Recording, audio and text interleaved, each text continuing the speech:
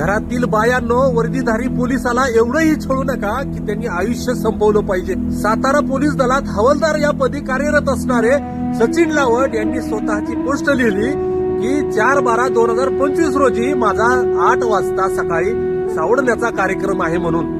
आणि उत्तर प्रदेश मधील पोलीस हवालदाराने हृदय पिळवटून टाकणारी चिठ्ठी लिहिली की माझ्या प्रिय बायको, कधीतरी प्रेमाने बोलायचंच ना ग. पोलीस खात्यातील दिवस रात्रच्या ड्युट्या करून स्वतःला त्रास करून घेतोय, तरी कधी विचारलं नाही तुम्ही कसा आहे हो. पण बस झालं, कंटाळलं या सगळ्याला. आता तू दुसरं लग्न कर आणि सुखी राहा, आनंदी राहा. माझ्या मुलांना भावाकडे आणि वहिनीकडे दे, ते सांभाळतील. असं हृदय पिळवटून टाकणारा शब्द लिहून आपलं आयुष्य संपवलंय एका पोलिसाने. म्हणून हात जोडून विनंती आहे, मुलगी दिसते कशी, तिचा संस्कार काय, स्वतःचा संस्कार काय, घरच्यांचा संस्कार काय, हे पूर्ण बघा आणि मगच आयुष्य जोडा. अरे या पोरांना दिवस रात्र कष्ट करून वर्दी मिळते आणि ही वर्दी अशीच एका मुलीमुळे वाया जाते, आयुष्य वाया जातं.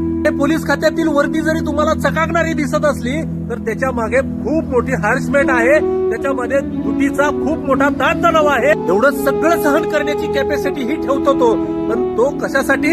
आपल्या जवळच्या व्यक्तीने आपली विचारपूस केली पाहिजे, काहीतरी प्रेमाने बोललं पाहिजे, एवढीच त्याची खासियत असते, एवढीच त्याची अपेक्षा असते. अरे हात जोडतो, पाया पडतो, वर्दीतल्या माणसाला छळू नका. त्याच्या आई बापाने आणि बायकोने समजून घ्या आणि प्रेमाने बोला.